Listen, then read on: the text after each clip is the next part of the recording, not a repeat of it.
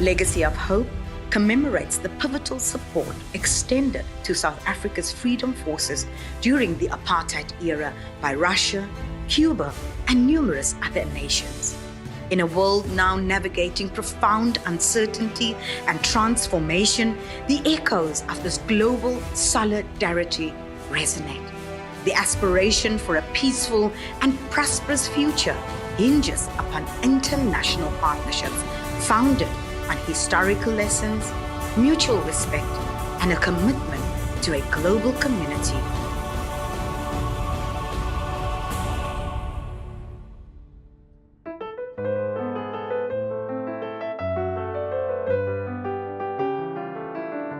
South Africa, particularly democratic South Africa, is inextricably linked to the global South and to a free and just world. Why do I say so? Because we attained our freedom and our democracy as a result of international solidarity. Many countries, many people of conscience across the world stood up against apartheid, applied international pressure, and hence we're able to have a democratic South Africa today. During apartheid, I don't think there was a country or people that received so much international support, that gave our leaders protection, that gave our leaders support. And even if we talk about SADC, despite the attacks you saw in Lesotho, where Swin and others were killed, we saw Mozambique, where even the late Ruth First were killed, where Father Lapsley was bombed. We look at Botswana, that went through issues. Namibia also fighting, but at least Namibia got its independence in 1980. The struggle of all those peoples of Southern Africa, as well as elsewhere in the world, from Cuba to Algeria to Vietnam, the post-Second World War struggles, coming on the heels of the great victory which was led by the Red Army, by the Soviet Union, which basically was largely responsible for the smashing of Hitler, fascism, Germany, and so on. That's very important to remind people of. The effect of the victory over fascism in the Second World War gave rise to the independence movements throughout the world for freedom. So the ANC and Communist Party were very strong and important in South Africa, had huge support on a class basis, led by the Communist Party, on national liberation basis against racism by the ANC, African National Congress. They did so well, they came to the point of so threatening the regime that huge terror was unleashed and they were banned, they were outlawed. There were the massacres, I refer to the one in 1960, Sharpeville. Once there was that repression, there was no other possibility of change in South Africa other than a recourse to arms.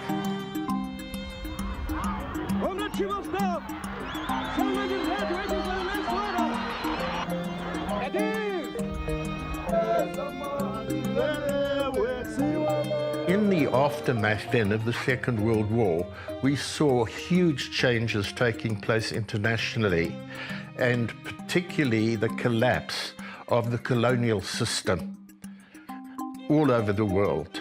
Very quickly and readily, the Soviet Union agreed to provide military help, training in the Soviet Union, and weapons and so on. In the 80s, and in fact long before, even in the 60s, the Soviet Union, or the former Soviet Union, was one of those countries or blocks of countries like Cuba, like the African countries, that supported the apartheid struggle, the struggle against apartheid. The struggle that supported our fight for justice, for democracy. It's also those countries that supported the liberation of Mozambique, Angola, post-colonial times. So you can see the solidarity was amongst the progressive countries at the time. So it was almost natural for them to support us in our struggles as the Soviet Union as well. The Soviet Union supported us by housing some of our students in military studies, military training. They gave us weapons. They educated our economists. A lot of students resided in the Soviet Union for decades. We even had, the ANC had what was called special representatives. It's almost like ambassadors in this country, even though we were not a country yet. We were a liberation movement, but we were allowed to have a country presence in all the countries of the Soviet Union. And that helped us in a big way in our struggle. Without that, I think we would have taken longer. We wouldn't have gotten our democracy and freedom at the time and in the way that we got it. They were the Palestinian people, not as a country, because they didn't have statehood. They still don't have statehood. But during the ongoing struggle for freedom, they supported us. The Algerians, whilst facing off against the French and after getting their independence, but still having to face off against French dominance, still supported us. So there are many. To mention one is not going to be fair. Since the 1979 revolution in Iran, one of the first things that the late Ayatollah Khomeini did was to immediately cut off ties with South Africa. But more importantly, Iranian oil was basically keeping the apartheid economy going to a great extent. That was cut off immediately. Various countries sacrificed for our freedom. Of course, there was Libya as well, under late Colonel Gaddafi. Whatever our critique of Gaddafi towards the end may have been, but the reality is he made his country vulnerable. When the apartheid government bombed Zambia to hunt us down, they killed Zambians. When the South African government bombed people in Zimbabwe or in Botswana or in Lesotho, they were looking for our people, for the freedom fighters, but they were killing locals. So in that way, a lot of those countries sacrificed some of their countrymen, some of the countrywomen. But they wanted to do it because they supported our cause. The call by President Oliver Tambo to make South Africa ungovernable and apartheid unworkable is what the youth of our country responded to. And many of them went and swelled the ranks of our glorious People's Army, Umkhonto weSizwe. And those that remained in the townships of our country continued to engage in skirmishes with one of Africa's most sophisticated military machines, using the most rudimentary weapons, your stones, your petrol bombs, and various other such weaponry. They were daring, they were brave, they were courageous. Many were killed, but they surged on in their quest for freedom. Oliver Tambo made a call in the 80s that South Africa must become ungovernable.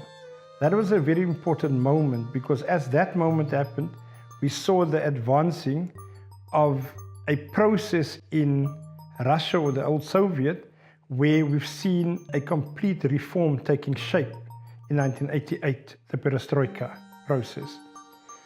Even whilst that took place, you had in Angola the Battle of Curicó, where the Cubans were really protective of the people of Angola in partnership with the revolutionaries of the African National Congress and others. So it was a melting pot. It was a melting pot period. The Russian community, the Soviet community was committed and patriotic to their cause, but equally to make sure that the South African cause and the Angolan cause are being protected. When the Sharpeville massacre took place, which was in 1960, I felt I had to do something. and I went in search of what was the underground Communist Party and the ANC, which had just been banned. I was lucky that a relative of mine was a communist, and that gave me the entree. I got very involved, including in the formation of the military wing of those two organizations. The police were hot on my heels, and I was sent out the country, basically for military training in the then Soviet Union. I was part of a first grouping that went to the Soviet Union. Very, very exciting period. And the Soviets were absolutely full square behind us, gave fantastic, unstinting support. And of course, the center of this was Moscow and Russia itself. So a whole generation of ANC students kind of grew up studying the Soviet Union. The Soviet Union had built a university called Patrice Lumumba, dedicated to training African, Latin American, Asian students in the 60s. They show the principles of solidarity, which I think that's why many people look fondly on the former Soviet Union. But it wasn't just Russia, there was 15 Soviet republics. So we had a lot of MK students training in Ukraine, a lot of people studying in Moscow. People who were in the Navy went to Azerbaijan, people who went for the Air Force training went to Kyrgyzstan. So it was across the Soviet Union. So it was in the late 80s, it was cold during winter. You'll see sun for maybe 3-4 hours during winter. minus 10, 20 degrees. Summers are the opposite, where you'd have sun for 20 hours in a day because it's so far north. But things were incredibly cheap. The quality of goods are not always great, not many diverse goods. But nobody was starving, nobody was living on the streets. Everybody had accommodation, people could go and study. There was a lot of ANC students there at many different institutes, universities, academies, military academies. There was an ANC office there which had the status of an embassy to support ANC students and to be a link with the Soviet government. And people from all across, all walks of life in South Africa, people from Mitchell's Plain, from Guguletu, from the Eastern Cape, studying different things. And you would learn about each other's experiences, you learn about all parts of South African life. And nobody was sticking with all the apartheid nonsense. People were focused on a non-racial democratic South Africa. I think maybe the most famous one is Thabo Mbeki. He had studied military science in the Soviet Union in the mid-60s. Many of the other ministers, people like Ronnie Castles, Joe Slovo, had trained in Ukraine. But you also have people who are less high profile, like if I look at the current chiefs of the Defense Force, all of them are studying in the Soviet Union. And to see that, the first black chiefs of the Navy studied in Azerbaijan, had made a success of themselves. And people who came from very poor communities, very poor lives, have achieved the pinnacle of success. Tight bonds, and one can see people made really positive contributions. So that investment by the Soviet Union wasn't lost. It was, laid the foundation of very close relation between Russia and South Africa today. Those of us that were trained by the CPSU, which is the communist part of the Soviet Union, they were able to give us the necessary theoretical tools that enabled us to understand how to conduct the revolution. And this is what the Marxist-Leninist theory gives you, what some now refer to as tools of analysis. So many of our leaders were trained by the party of Lenin. And this is why perhaps we think the way we do, because we've been trained to look at issues in a much more scientific manner. To understand the struggle against the apartheid regimes and its allies, one must turn to the Battle of Quito Carnavale in Angola. It was not a big battle in global terms, but it was a battlefield on which the full power, intent and determination of Russia, Cuba and the other partners of the Freedom Forces were demonstrated to the South African Defence Force and UNITA. As such, the Battle of Quito Carnavale will be remembered as the final turning point towards the liberation of South Africa. It is important to note that perestroika took place during 1988, the same time that the freedom struggle in South Africa reached this turning point. And in spite of the challenges within Russia, the Soviet Union kept its promises and gave support to achieve the turning point. The late 50s and early 60s were the time for us for hope, because Africa was being decolonized, and we were living for this period. Ghana had become independent in 1957, Nigeria in 1960, Tanzania in 1961. Zambia only became independent in 1964, and then Botswana in 1966. But we were all living with this hope that we were going to get our freedom. America was one of the countries against our fight for justice, by the way, in the 80s and the 60s. So they supported the apartheid government. Where Russia, China, and our African brothers supported us for our struggle for justice, America and the UK supported the apartheid government against us. So we didn't like them because they were our enemies ideologically and politically. Only eventually they came around and started applying sanctions, the US and the UK. But in the beginning, they didn't support us.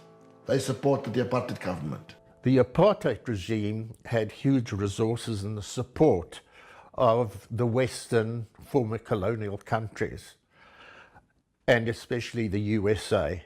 And they supported counter-revolutionary bandit groups.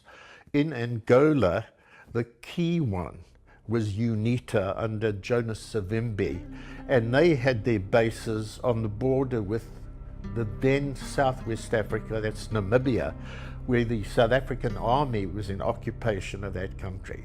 So they could give huge support in training and in weapons of war to UNITA. So UNITA were able to mount a very dangerous and sustained military drive, counter-revolutionary drive against the government of Angola. The apartheid regime would not think twice about crossing the border and killing innocent nationals in the countries where members of the ANC, members of Umkhonto weSizwe, were members of the SACP, members of SACTU were based. And Angola particularly was outstanding because from their independence, the apartheid regime, with its puppets of UNITA, led by Jonas Savimbi, did not allow the growth and development of Angola. And that's why to us, Angola was the firm trench of our revolution.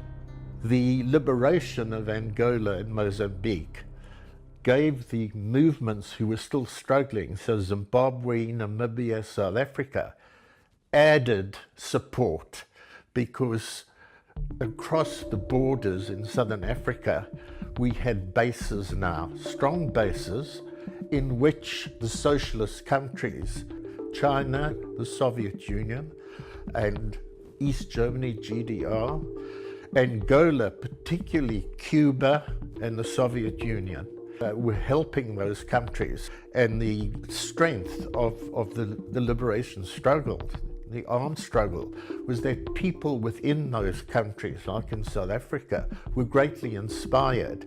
So mass uprisings began to take place in those countries, with more young people coming out to join our ranks. The Soviet Union provided Angola with advisors for their military, as did Cuba. So in our camps in Angola, we had Soviet officers as well as Cubans helping us train our people. The ANC, our forces, joined there with the Angolans to protect the Angolan revolution. But the South Africans invaded. That's when the Cubans came in with Soviet weapons and assistance and drove the South Africans back into Namibia. And by 1987, there was a fierce onslaught by the Angolans with advice and support from the Soviet advisors and with their equipment on the UNITA strongholds in the south. And they were defeating UNITA.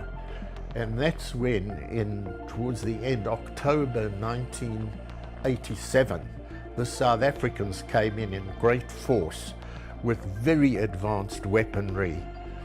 The situation was very critical, very dire.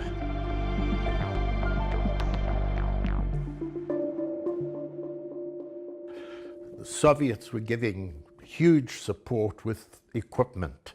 The Cubans were on the ground, 20,000 of them. And together with the Angolan forces and the Namibian forces, they unleashed a huge offensive in March. And that's the Battle of Cuita-Cuanavale. The biggest light, the brightest light of the planet shines in Cuba. And that is because the majority of the planet would not have found the instruments to liberate itself had it not been for the Cuban people.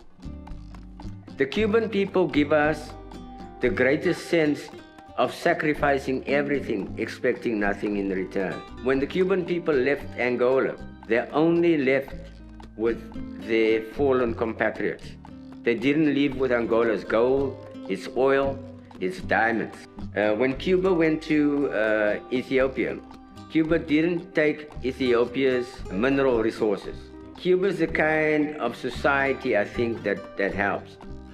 We have a very passionate feel about what Cuba did.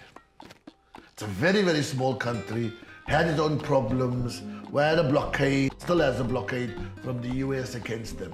In spite of all of that, they provided support all over the world. In Angola, in Mozambique. In our case, they gave us military training.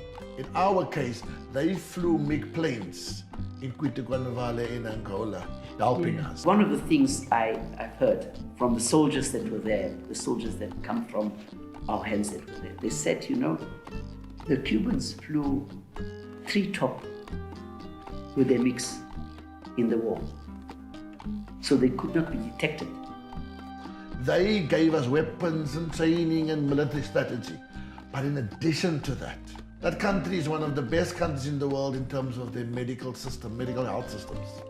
Cuba provides their doctors to refugee camps, to countries that don't have enough doctors.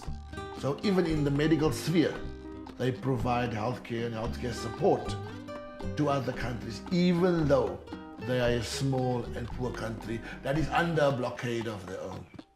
And in spite of that, they still supported us. In Angola, you had Cubans stationed there to protect Angola against the apartheid government that was attacking Angola. They didn't have to come to Angola or Mozambique. They flew the planes at Cuita-Cuanavale. We lost a lot of people, Angolans and South Africans, in that battle. But thanks to the Cubans, the SADF, the white government of then, could not invade Angola and had to withdraw. So we hold Cuba highly, dearly. It's where you sacrifice even though you have little. You give more to others because they need more than what you have. Look, I think it was a turning point in the liberation struggle. For so long, the apartheid regime was able to get away with murder in the neighboring states. It was able to raid Lesotho, Mozambique, or Botswana, Zambia, Zimbabwe, and so on. It invaded Angola twice when Angola became independent because it supported the ANC and SWAP of Namibia. It invaded Angola again in the 80s. It had reached the outskirts of the capital. And Angola was able to push back to defend itself against the South African Defence Force, against UNITA, which was basically the apartheid regime's allies. And Angola was able, with very few resources, but with the support of the Cuban military. But that battle marked a turning point where the apartheid regime agreed it had to withdraw from Angola. It set the path for negotiations for an independent, democratic, non-racial Namibia. It then kind of helped to cascade into South Africa's own democratic negotiations and ultimately a democratic breakthrough in '94.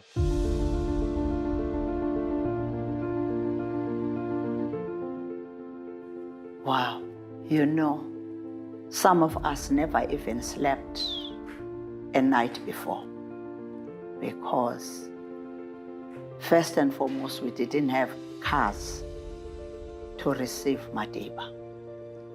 It was the cars of the members of the Western Cape Traders Association that were driving that day, that were organized by Mr. Daoud Khan, may his soul so rest in peace, who was the chairman of the Western Cape Traders Association at that time.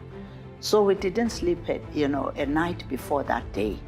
So we had to make sure that we're prepared because we knew that we must expect the unexpected because people heard that Mandela was coming out that day.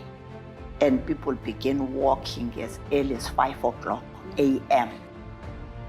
Walking to Paarl from all corners of the Western Cape. So you can imagine what kind of a day it was.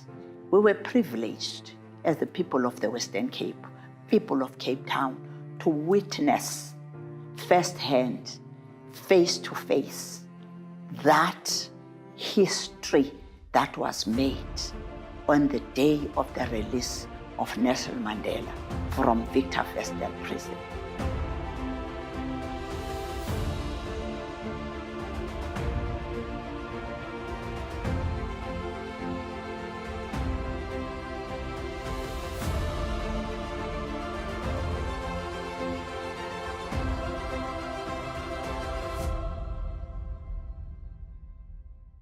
Since the collapse of the Soviet Union, we've seen a change in the balance of forces in the world. The West were cock-a-hoop because they thought they could bully Russia. They pushed NATO, which actually after the fall of the Soviet Union and the Warsaw Pact, there shouldn't have been a continuation of NATO. We saw under Gorbachev, unfortunately, and Yeltsin, the Soviet Union weakening, but the West have always seen Russia, its resources and its territory as something they aspired to. It wasn't only Adolf Hitler. We saw them entering Eastern Europe after having promised that NATO would not advance from Germany when the East German government had fallen. From a South African point of view, the Ukraine conflict creates problems of its own. The United States and the NATO countries are demanding that we align ourselves with them as allies, and that we therefore turn our back on Russia. Their demand compromises the historic relations and loyalties between Russia and South Africa. But our reasons for resisting the demands of the West is not only based on relationships, it is ideological and based on observance of the West's continued attempts to create a unipolar geopolitical world. So we have kept relations with the Russians at political level with the Communist Party of the Russian Federation, and we have been monitoring the developments in that region, especially Russia's repulsion of imperialist expansions, European imperialism through the proxy of Ukraine, trying to encroach into Russian territory and rebuilding and remodeling the borders in the Far East. So when the Soviet Union broke down, Ukraine went independent and became their own country. And so did Czechoslovakia and a lot of the other countries, Slovenia, Estonia, and so on. But a lot of those countries turned against Russia.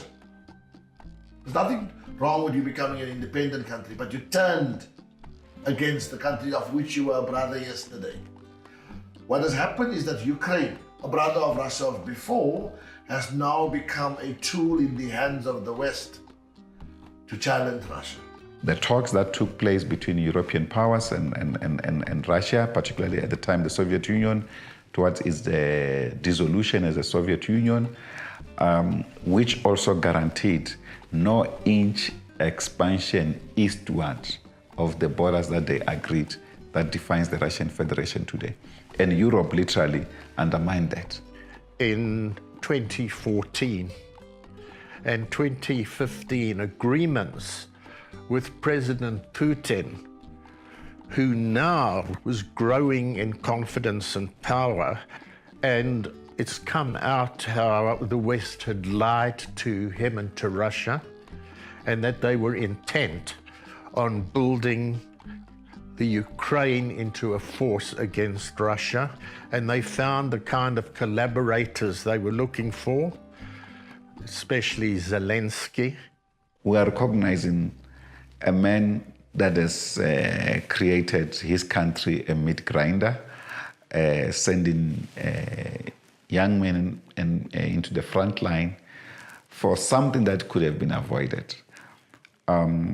He has lost legitimacy both in Ukraine and in world affairs. He's losing the war.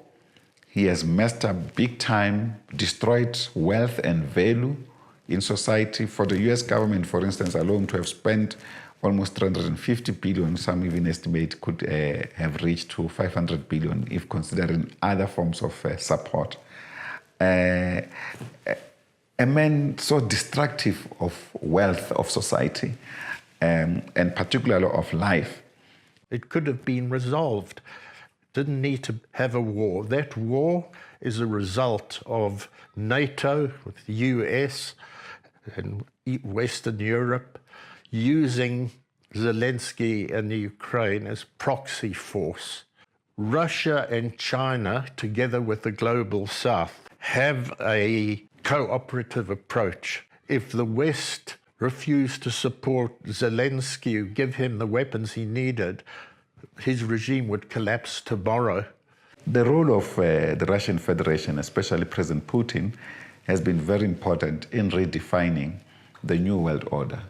And we think this response has shaken Europe a bit, and the response also by the new president in America has also shaken further Europe to rethink their strategy of just annexation, undermining everyone and doing as they please. So the special military operation is an important intervention in our case for sovereignty of state, respect for international law.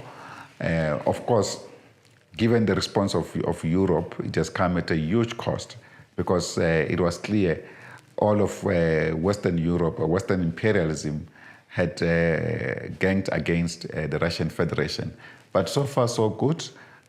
Russia has sustained the battle, sustained its integrity, has not been defeated.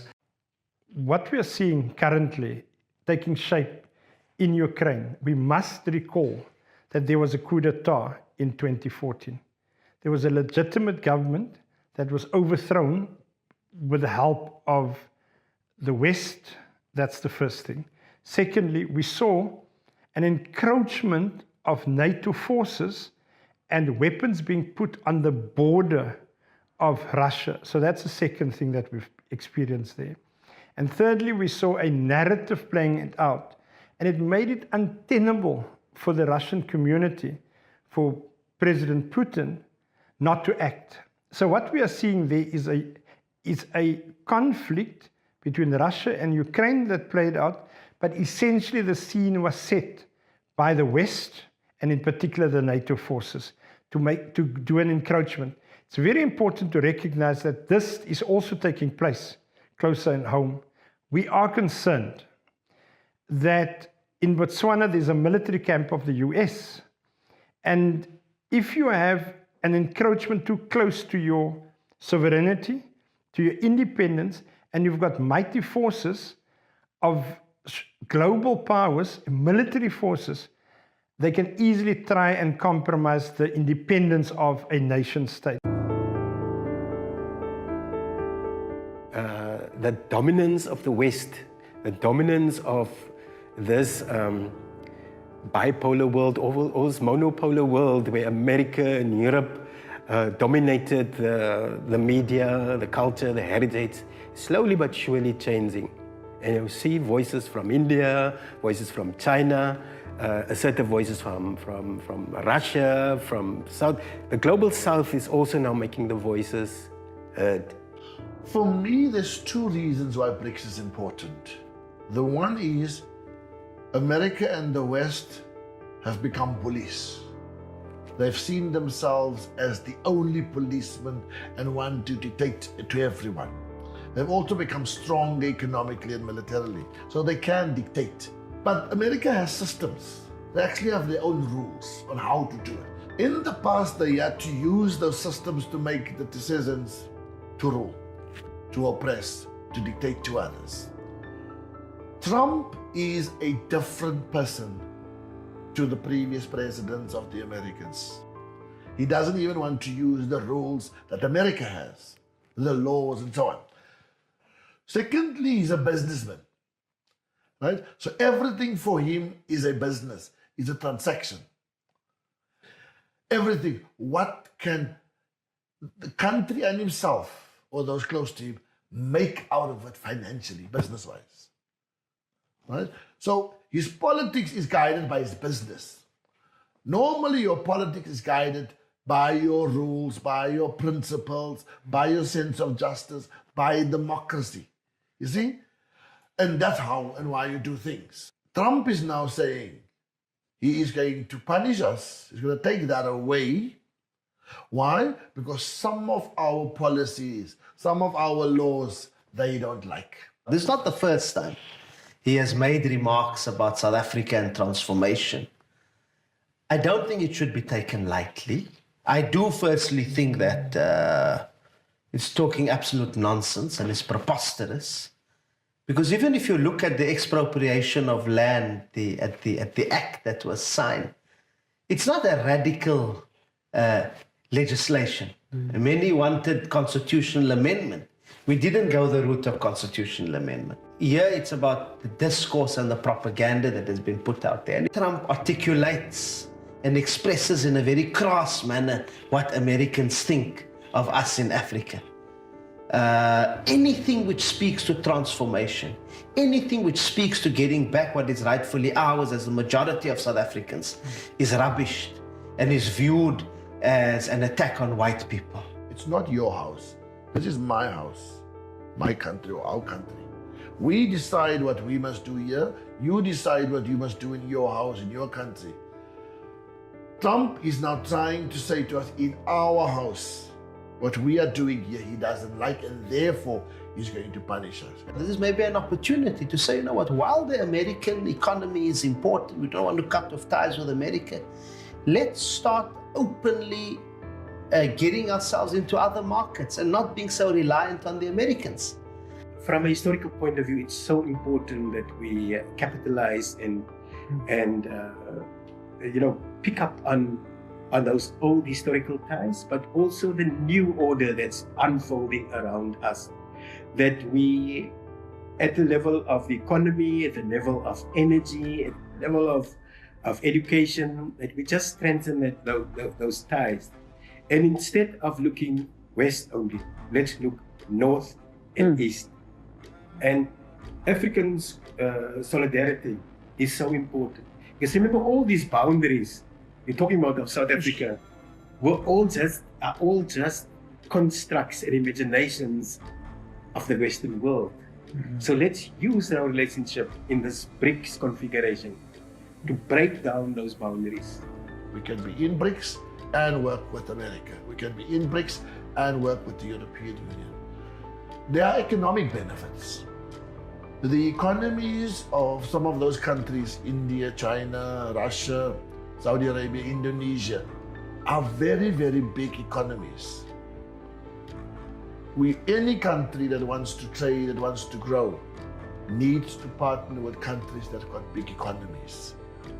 That is another benefit for us, being part of a group of countries where we can trade and share things, where to the benefit of both of us. Yeah. We see today how fed up people everywhere in the world are with the American hegemony and that of the NATO and the EU, from Britain to Germany and France. So we've seen, particularly in West Africa, in the Sahel, how there's been an upsurge led by the military to get the colonial powers out, especially the French, and raise the red flag of the flag of the Soviet Union, but also flags of the Russian Federation. And when Russian commentators come to South Africa and interview me, many of them come through Africa.